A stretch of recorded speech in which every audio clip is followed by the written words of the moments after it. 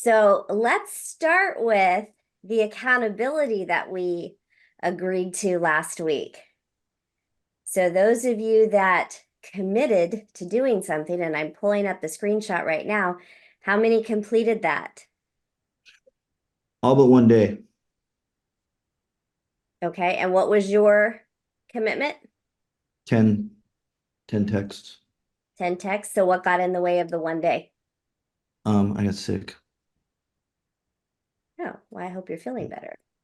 I still did stuff, but I just like, yeah, Okay. So is Michael on here? no. No. He, Michael was saying he was having some technical difficulties, so he's trying to get on. okay. Thank you. Mhm. Justin.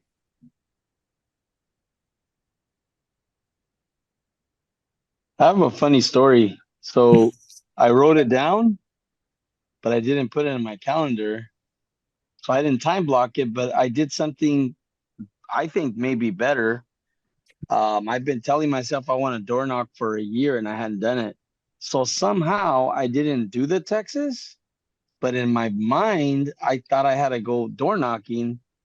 So I door knocked 50 doors instead of the Texas.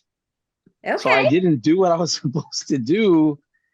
But the fear of waiting a year to go back to door knocking, I did it and I had so much fun. Awesome. Did you have any good conversations? Yeah, so there's two people I have that want to buy a house, but I'm trying to focus on listing, so I don't know how to feel about that. Like they specifically want this type of house. Like that would be, I guess, a those are both clients now, but Okay. I have So, this limiting belief in my head that says don't work with buyers. so do you have a limiting belief in your head that says you don't want, let's say on average in your area, eight, $9,000? No, I don't have that limiting belief. Okay, I didn't think so. So instead of the limiting belief around not wanting to work with buyers, so let's make something clear here first. Okay. Listings are leverage. Listings are key. We should be lead generating for listings. That should be our focus, right? Because what we focus Hmm. on expands. Listings lead to more business, but they also lead to buyers. So our business isn't going to be 100% listings, especially at the point in the careers where you're at right now. Okay, you can work toward that. That takes time. And that's when people start building teams the proper way. There's a proper way and a not proper way, by the way. So if you get to that point, let's talk and we'll coach around that. Um, but that's where listings are your more of your focus. Right now, listings are your focus for lead generation, and we're not going to turn away buyers. Okay, because those listings that you get, the goal is to get at least one buyer out of every listing that you have. So you want more business, right? So Mhm. instead of thinking negatively about working with the buyer, you just mentioned, if I heard you correctly, that one of the buyers has something very specific they're looking for. Did I hear that right? Okay. Yes. So how about now use that buyer as leverage to go door knock the area specific to what they're looking for and ask those homeowners if they've thought about selling their home. So just flip the script, right? Instead of, we have multiple buyers looking, we just sold this house, right? I actually have a buyer who's looking to move into your neighborhood. Have you thought about selling your home? I promised them that I would, talk to everybody in the area till I found somebody who was wanting to sell their home. That being said, I have a caution. When we do this, we can never tell a potential homeowner that we have a buyer for their home specifically. Because what if the buyer doesn't like the home when you show it to them, right? And then it's kind of misleading that, oh, you just told me you had a buyer, so I'd list my house with you. Okay. You have a buyer looking in the area, not a buyer for their home. The other thing is go into the PC toolkit and look for the golden letter. The golden letter is something that you can be mailing to the neighborhood, to every homeowner in the neighborhood, asking if they want to sell their house because you have a buyer looking in their area. So just flip the switch, so to speak, and use those buyers as leverage to go find listings. Jody, what do you feel about this? I talked to a guy and through the door. Those are two clients right there for houses. But then I have another guy that I door knocked on, and he has a store, a wireless cell phone store. And he asked if I could list it for $50,000.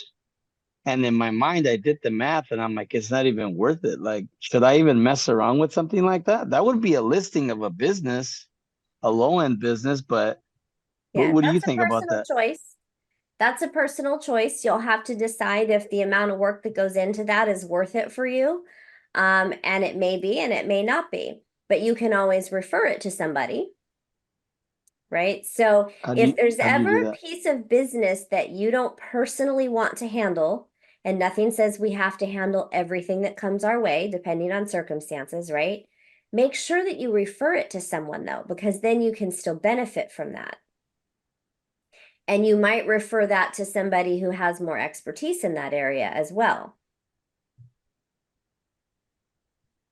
Okay. And Who could so that I be? would question why he's only wanting to sell a business for $50,000. So that sounds low to me, and maybe not. I don't know the details of it. So that would be something that you'd want to ask a lot of questions about. Does he own the building? Is he renting the building? Is he just selling the actual business? So there's a lot that you would go into qualifying that as whether or not you'd want to take that. Okay. So before we get too far down any rabbit holes, let's see, who else do we have that's on here? They're not here, they're not here. Jeff, 5 texts per day in addition to calls. Yes, I did. Yay. How'd So that I go? just basically used the text that we used and just sent them out. Heard back from most, and of course, most were, no, I don't know anyone, but keep it in mind. And we have and it's probably a similar text that they get from a lot of people because inventory is very low in very desirable areas, and so I think that it's not something that was at all out of the ordinary, but I appreciated them texting back. Awesome. And it doesn't matter if a lot of people are doing it because guess what? A lot of people are going to do it once or twice and they're going to stop and they're going to Right. give up. And if you're the ones that are continuing to stay in touch, you're going to get the business. Yeah. So Okay. Jody, or is there somebody else that you needed to go? Yeah, there's one more. Because Michael came on. Michael, welcome. You made it. Did you do your 10 texts? Yes, I did. Awesome. And how did that go? It went pretty good. Most of the people didn't respond. A lot of them responded and said it sounded sort of like a spam text. And I told them, yeah, I'm sorry about that, but do you know anyone? A lot of people told me congratulations on starting a new career. I got a referral from my aunt, and he told me that no, I'm not planning on selling my house, but I'll tell you if I am. Okay. Well, conversations are started, and that's what the key is, right? We're Yeah. getting into conversation, we're getting into relationship, and that's where it all starts. So great job, those of you that came back this week and did your commitments. That's fantastic. I think I went through everybody that typed into the chat. Amanda? Sorry, last week we also discussed a commitment on my part. Yes, I remember. I can't work on my newsletter unless I have made 35 new contacts. I didn't reach my 35. I'm almost there, but I whenever it's part of the it's a good part for the mastermind. I had a very crazy experience yesterday, and I just if we have the time, I'd love to share it, and some questions to the group as well. Okay. And so we're not working on our newsletter yet, right? No, I have not touched it. Okay. good for you. And I also, when I told my husband, he started laughing at me in a very sinister way, and he said, "That's amazing. I love this program." Um, but a lot of the conversations that I had, which I myself did not initiate, it's just part of the, for example, the group of friends or all the parents we meet at the karate dojo that our kids go to. They all live in Sherman Oaks. They all get the newsletter. They're like, "When's the next one coming out?" Not until I make my 35 contacts. And I did tell them. I did tell them the restriction, and they were all laughing, and they said, "Okay, they'll try to refer me to as many people as possible." So it was such just a crazy way of communicating with my friends. But yeah, they were like, "Okay, let me get you that 35 because we need the next edition of the newsletter." I absolutely love that. So we're going to have to keep this going because I think we have found your accountability piece, at least for the time being. So I love that. Thank you for sharing. So Thank you. before we get to anything else you wanted to say, Ernie, Janet, is this about accountability? You're muted. You're muted. I didn't type that, but this is something that I do. I don't have to have that. I held a candle for myself every single day if I can. If I text people, this is part of what I do. Well, it's part of what we all should do, right? But the simple truth is we're all human. And most of us need some form of accountability at some point, Absolutely. right?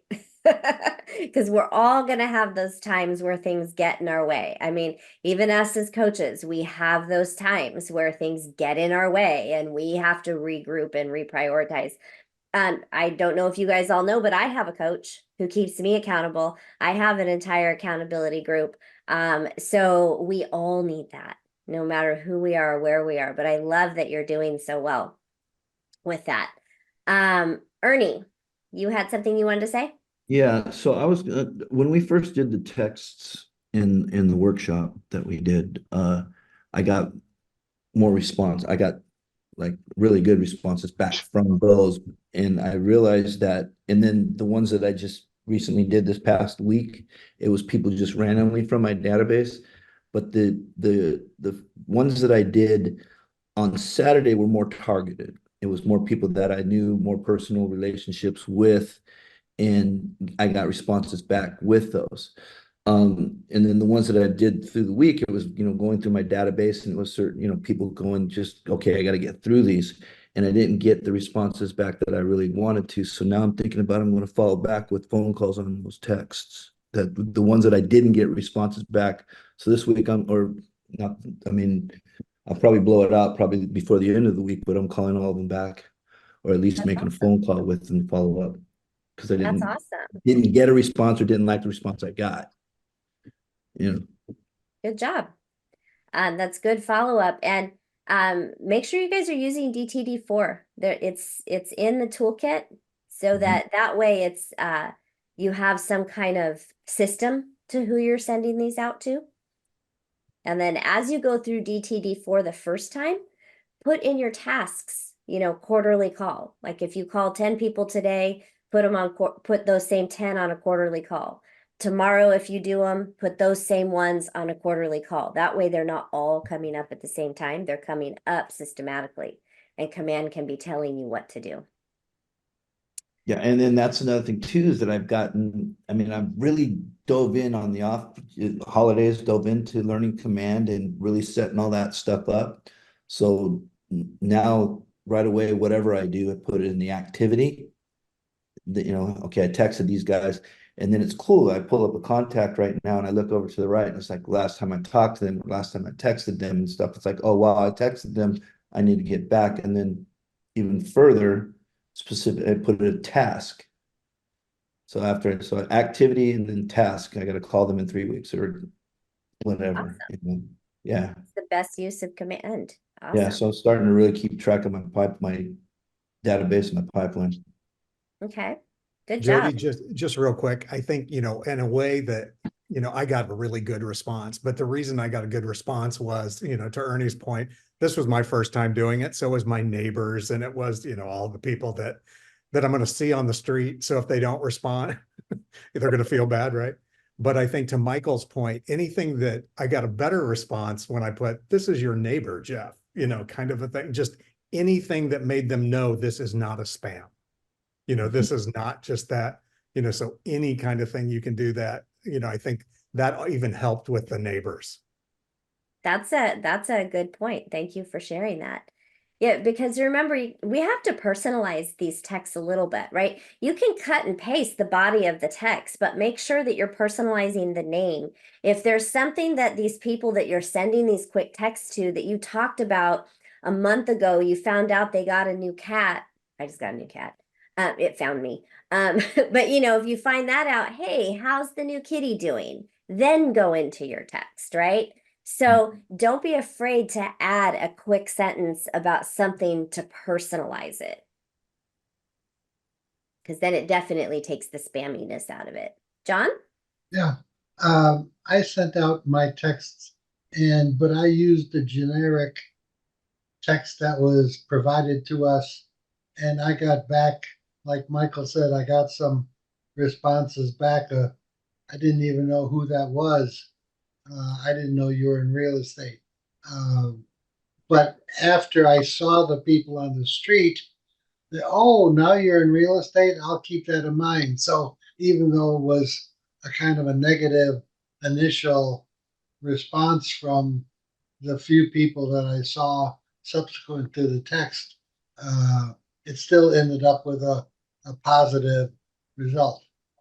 Awesome. I But love I it. also liked what, oh, I'm sorry, what Jeff said was, as far as when I rewrote the text, I rewrote it to, like he says, hi, I'm your neighbor. I live down the street. Now I'm in real estate, blah, blah, blah, blah, blah. So personalizing it was very much more successful. Awesome. Glad you had good results. Yeah, and don't be afraid if you send out a quick text like that and just say, "Oh, I'm sorry if it came across like spam. I just started a new career in real estate and just wanting to help as many people as I can." And then the conversation goes from there, which sounds like what you guys have done. So good job, everyone. So before we get to Amanda, anyone else have anything about our accountability or what we started on last week? All righty then. Amanda, you wanted to share something? I just wanted to share that I had a successful buyer consultation yesterday in the Congratulations. dojo while the kids were doing karate. It was the weirdest place to do it, but that's what she didn't have any other time to talk about real estate. And so basically I managed to answer all of her questions. It was very successful. She's I'm going to connect her with my lender. She's ready, willing, and able to buy. So hopefully it will be a successful transaction in the next coming weeks or months. But it started yesterday with all this noise and distraction. Some people just can multitask, and it was just a very bizarre scenario. So I just wanted to share that. And then the second thing I wanted to share was a question that she had for me. And maybe some of you can provide your thoughts on this. Just wanted to share with the group. She asked me when it would be a good time to buy because the elections are coming up in November. And she wanted me to predict how that will affect the market. I successfully dodged and managed not to go into anything specific because I'm not a fortune teller. I don't know. I can't predict. But the answer I gave her was something that I think she was looking for. And I just wanted to hear your opinions. How would you have answered that question? I know how I would answer it, but let's hear from the group. now, I mean, it's realistically speculation saying, and I can't predict the future, but speculation say that interest rates are going to drop and it's going to get really busy and there's going to be a big competition for buyers. And right now is a really great time to buy because as far as the equity lines and stuff like that, like I just saw something recently that they said it's closest thing to pre-COVID. Like people that bought pre-COVID and got all the equity in the properties, but it's really hard to speculate and I won't do that. But from what I'm seeing, it's a really good time to get in the game now. Mm-hmm. So when is the best time to buy or sell a house? Anytime. Now, Yeah. always now. Maybe. So she actually, so Always tell them now. I Well, I understand your questions, but she was looking for an answer about the market in relation to the elections. How would you have answered that and then steered away from that topic to buying now? so what Ernie said is great, but here's think the so too, thing. yeah. Here's the caveat to that, right? The Question. best time to buy or sell a house is when you need to. It doesn't matter what the market's doing. It doesn't matter if it's an election year or not. None of that matters. What matters is when do you need to do it? So if it's some people, they got a job transfer and they have to do it now, and it doesn't matter what's happening in the market. Our interest rates could go to 15%. They're still going to have to do it, right? So the best time to buy or sell a house is when you need to do it. Mhm. That's the number one answer. But when it comes to her asking about the election and or anything like that, guys, people will ask you, do you think interest rates are going to go down? Should I wait? None of us have a crystal ball. We cannot predict the future. Yes, things can differ in an election year versus another year. We're also coming into a time of year where cyclically, regardless of the market, more listings will start to pop up. The market picks up, right? That doesn't mean it's going to go gangbusters, and it doesn't mean it's not. We just know cyclically what happens in these types of things. Now, if we go by predictions 6 months ago, our rate should be lower by now. If we go by predictions 6 months ago, in a couple more months, our rates will be down in the fives. That's not likely to happen at this point in time. And yet we still can't say that won't happen, right? So none of us have a crystal ball. And so people should not make decisions based on what the market will or won't or might not do. They need to make a decision based on what they need to do when they need to do it. So that's really how we need to be talking to people. And to Ernie's point, if anyone is waiting for interest rates to go down, let's say 1%, okay? Let's say they're a whole percent lower in summer. So should I wait till summertime? Well, okay, Mr. or Mrs. Buyer, here's what will happen if you wait till summertime. First of all, interest rates may go down, but is it worth waiting? And if they go down, you're going to be in competition with a lot more buyers because they're all going to come out of the woodwork in the summer, interest rates up, down, or whatever, wherever they are, right? And if they go down, we're definitely going to have more buyers, right? That means more competition. That means multiple offers driving the price of the house you could buy today probably $50,000, $100,000 more when all those buyers are competing with you. So what's a better savings? Paying a 1% more interest now approximately, or $100,000 more by waiting, right? So those are the types of conversations that we need to be having with our buyers and our sellers, right? Because we have to help them understand the consequences of waiting. The consequences of waiting could cost them a lot of money. But it's not everybody's brain works that way, right? They just think, oh, if I wait, I'll save a whole percent. But they don't realize the part about prices are going to go up. Yeah. So that's our job to help them understand those things. And then they make the decision that's best for them with the information. And Jodi, after I finished saying all of that, I back of my mind thought, oh wait, all the training that I've had and everything, I should have said, well, I don't know. What do you think? Find that right because they're NLP and all that stuff. Talk about ask a question, find out what they think, and then say, well, where are you getting your information? Because the information that I have is, or what have you. But Well, and that's a good point. Amanda, even when they asked you that about the election year, you could say, I'm just curious, what is concerning about it being an election year to you? Find out what their concern is, because it might not be what we think it is, Yeah. right? We may be going down a wrong road to get them to the right answer. But the right answer, no matter what, is the best time to buy or sell is when you need to. I'm very happy. I'm very happy about the answers that you gave, because this is very similar to how our conversation went, and that's why I said that it was a successful consultation.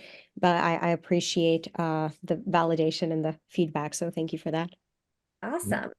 Well, good job. See, so Amanda, thank you for sharing that, because that is the perfect example of, as real estate agents, you guys are busy, you have lives, you have things going on. She was spending quality time with her kids. She couldn't be actually physically talking to her kids while they're doing their thing. And yet she was lead generating while spending quality time with her kids. Her kids don't know what she's talking about on the sidelines, right? So think about those things. That's really making things work. Good job. stay out of politics. Yeah. Here, thank you for mentioning that, Ernie. Here's one thing that I want to caution you all on, especially social media. Okay. Everybody has their own opinions. Everybody has their own beliefs, their own, whether it's political, whatever it is. And you may feel very strongly about your opinions and beliefs. Okay. And you're entitled to that. We all are. We all have that right. Here's the caution. If you're in this business to really build a successful, profitable business, you must stay neutral when it comes to social media, when it comes to conversations with potential clients. Because I promise you, if you get on social media and start, bad mouthing one side or the other, or this, that, or the other, because of your strong opinion, you will lose business. So if you want to build a successful, profitable business, have your opinions to yourself, with your family, with your circle of friends, keep them out of your business. So did you hear about it was Michael Jordan? He was asked, how come you never endorse anybody or mention anything about politics? He says, because both sides buy my shoes. Yep. That's a good point. So keep that in mind, guys. Really, I've seen a lot of people like leave business, leave real estate and lose business because their opinions were so strong they couldn't keep them to themselves, and it hurt them very badly. So you have that right. Just be careful. Right? Okay. Any other thoughts, questions, or comments? Because I did say we were going to talk a little bit about this today. So, how many people have read Atomic Habits? Raise your hand. Okay. So, those that have read it in like 60 seconds or less, what's the biggest aha that you got from it?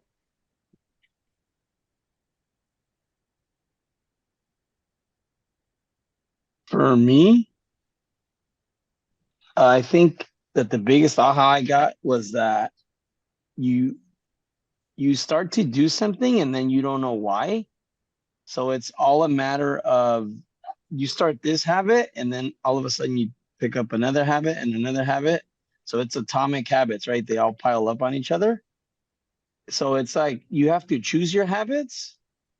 I guess that's the summary. You choose your habits and then it's like a plan and you follow the plan. That's the atomic habit way. Whatever that habit formation is for yourself, for your goal or for your goals. Okay. Jeff, you raised your hand.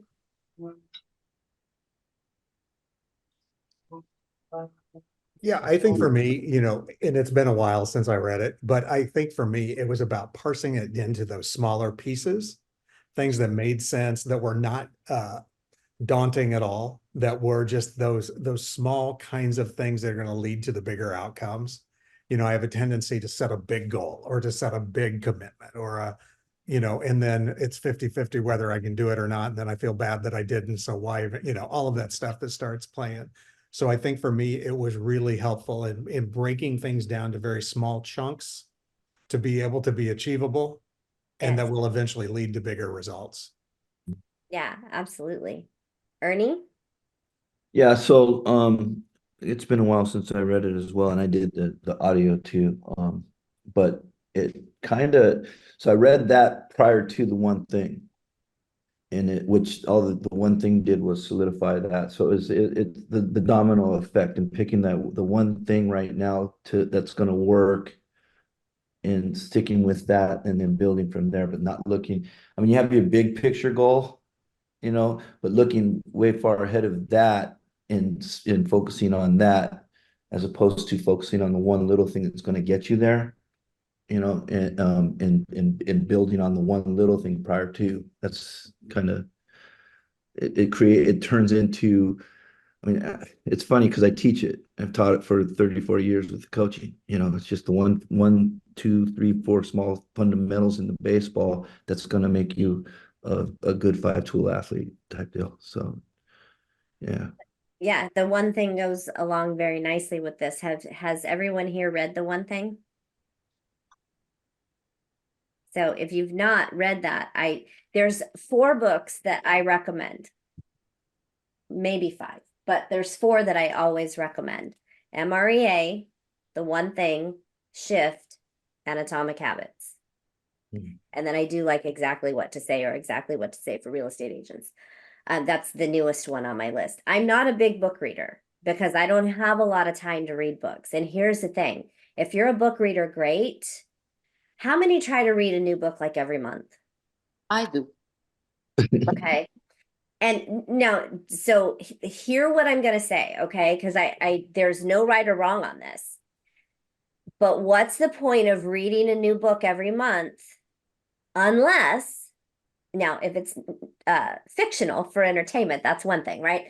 But if you're reading a book to better yourself or your business in some way, what's the point of reading book after book after book if you're not reading it with the intention of applying or implementing something in your business or in your life to make it grow, right? If we're just reading a book to say, oh, I want to read 12 books this year. So for me personally, the 4 to 5 books that I just mentioned, I would read those once a year because every year I'm going to get something new out of it. Now, I'm not saying those are the only books you should read. Please don't misunderstand that. The point is, if you're going to read a book, read it with intention. Mhm. And if It you're was, not reading it with intention, it is a waste of time that you could be doing something else to further your business or your personal life. I was gonna say with my ADD, I got to read the same book 2 or 3 times. Listening to them in the car is a great. This is actually a really great audiobook because Yeah. I've what's not a great audiobook? Have Um, have any of you heard or was anybody at Mega Camp when uh Phil Jones was our keynote speaker and he was phenomenal, by the way. And Mhm. that's what turned me on to this book. So that's why this book is now on my list. Exactly What to Say. It's phenomenal. However, I listened to an excerpt of the audio because I was debating if I was going to get audio or the book. I was bored to tears. That dude read so monotone. I was like, oh my gosh, I'll never get through this book. And yet he was on fire on stage. So I was in utter shock. This author, and it's the author that reads the book, James Clear, it sounds like he's talking to you. So it's a really good listen. I went through and I highlighted some key points throughout the book, and these really help pertain to our business. And one of them is in the first chapter. So if you look at the chapter summaries, if you have the book, those are helpful if you've read it to kind of reacquaint yourself with it and maybe go back and read some pieces. But one of 2 points that were made were focus on your systems. And how many times do we talk about that in coaching, right? Focus on your systems. You do not rise to the level of your goals, you fall to the level of your systems. That's a pretty powerful point. What's that mean to you? Can you read it again? Sorry. You do not rise to the level of your goals, you fall to the level of your systems.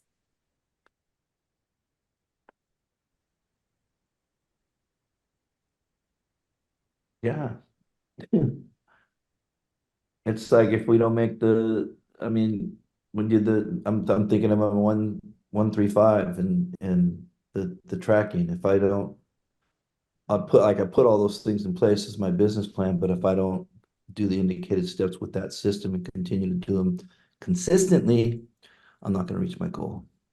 Yeah. You could have the biggest goal on the planet and in your mind you want to achieve it. But if you don't do anything toward it, if you don't have a system in place to achieve it, you're not going to make it. Mhm. You're And I gonna say think the other piece of that too is that it's quantifiable, that it truly, we're masters at convincing ourselves we've done more than we actually have. And so not only that big goal, but as opposed to I really worked towards my goal today, being able to quantify this is what I did to work towards my goal. And I think that that's important for all of us. Absolutely. And part of our business systems is tracking what we do, right? We had that conversation a couple weeks ago. We might have touched on it last week, where if we're not tracking, but we're spending 2 hours in the morning, we made a couple phone calls but yet we had all those gotta minutes and interruptions. We think we did great because hey, I lead generated for 2 hours, but really we only made 2 phone calls. Did we lead generate for 2 hours? But we don't know that when we don't track, right? Yesterday, I got home from so I'm a member of the Sherman Oaks Chamber of Commerce, and there was a networking event. I go every month. I try to go almost every week.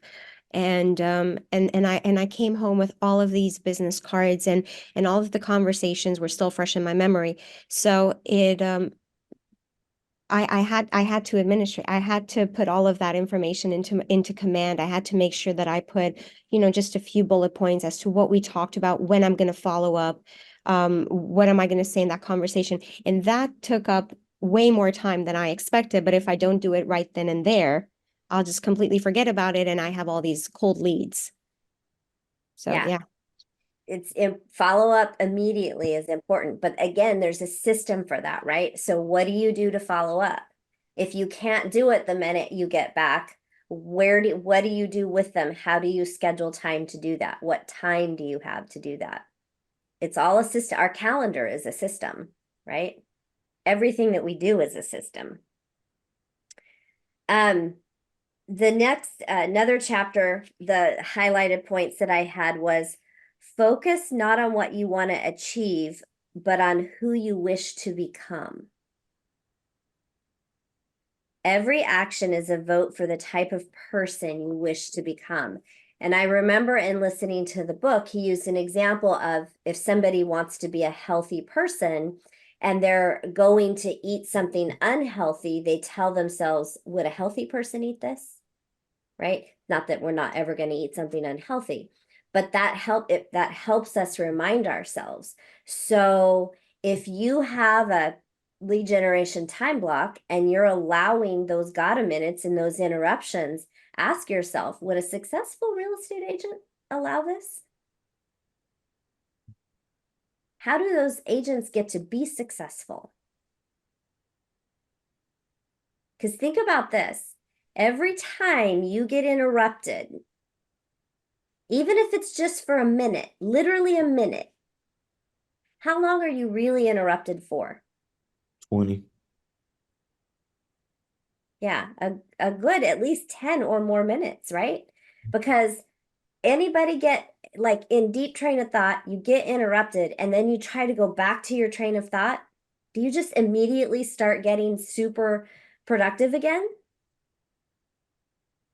No, I start doing something else that that I wasn't doing, and then so then I'm sitting here going back, and so I start doing this, and then think, oh wait, I was doing this, and then I'm even more, down that rabbit hole.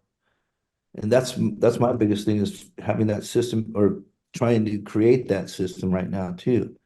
It's just Yep. saying, then you get into that getting ready to get ready crap. It's like, Always preparing to be prepared, but never prepared. right. So when somebody comes in and interrupts you and says, "Hey, do you have just a minute?" What's the best thing to do? What would you do in that case? Say, no, I will have time in another 45 minutes. Okay. Anybody else? I'm learning to be rude and not respond. I've always answered real quick, a quick text, a quick this. Now I'm like, well, I'm learning to be different. So I just let the phone ring, I let the text go. And then when I was door knocking, and then when I was done, a few hours later, then I would respond back to the texts or the phone calls. Okay, so I love most of what you said, Justin, and here's what I would change about it. I'm learning to protect my time. So I didn't answer those phone calls and texts until I was done with what I was doing. There's nothing rude about that. There's absolutely nothing rude about that. So And that was and I love that you shared that.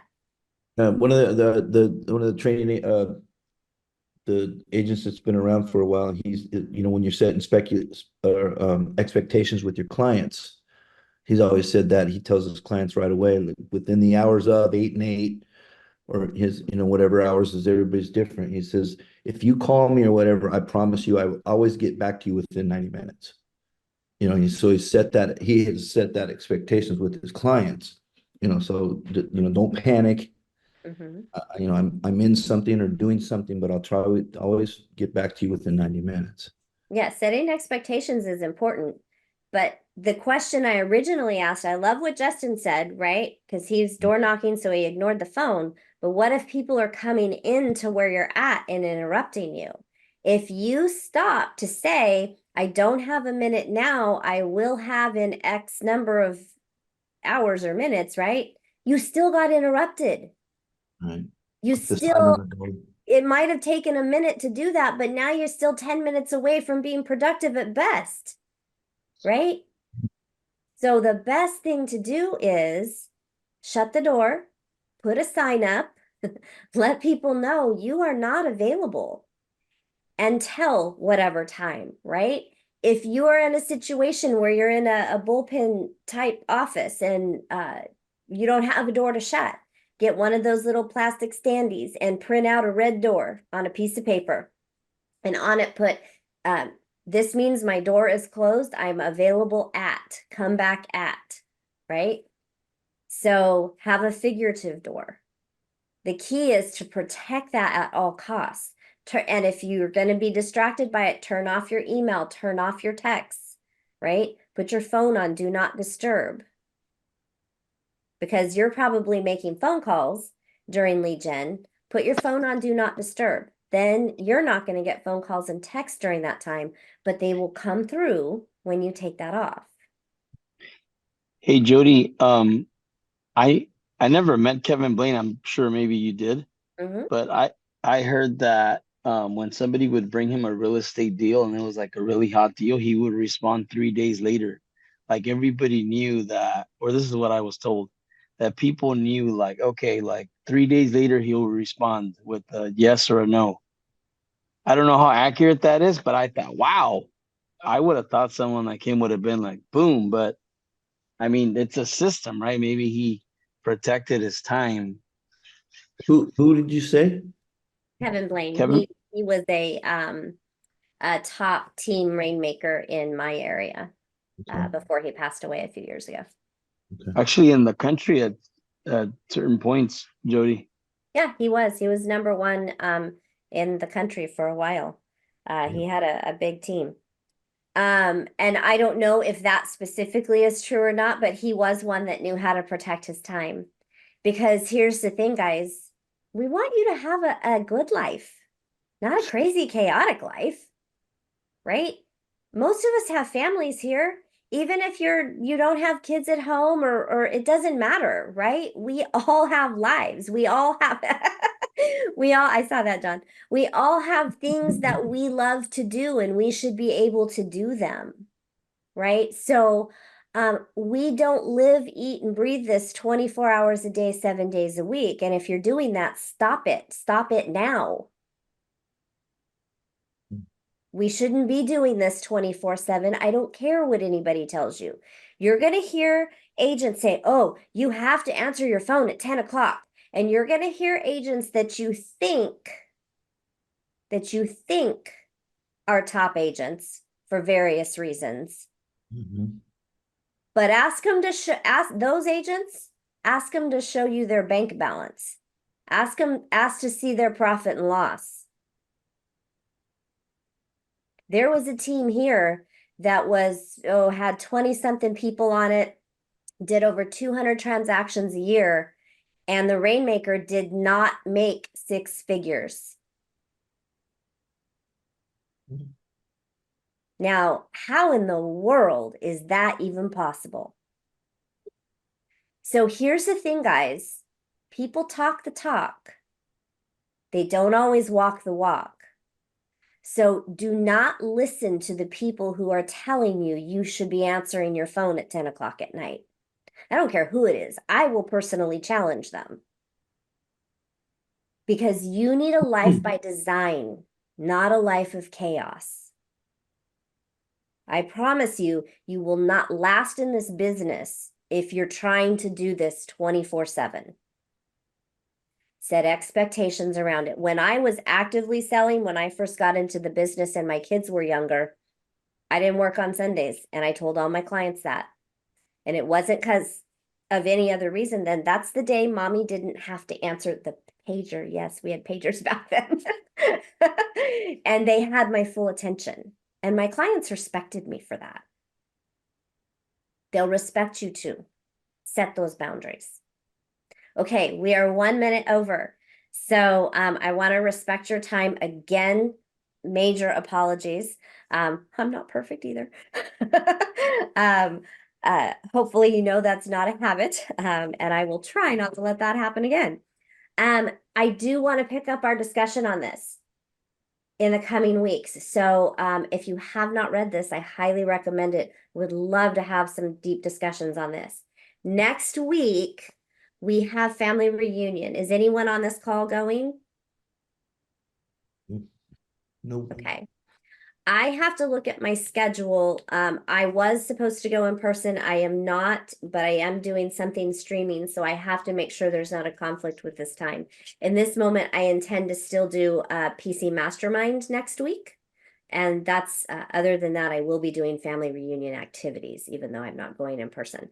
So we're going to pick this discussion up. And of course, anything important to your business, you need to mastermind around. Okay. Have a great week. Thank you, Jodi.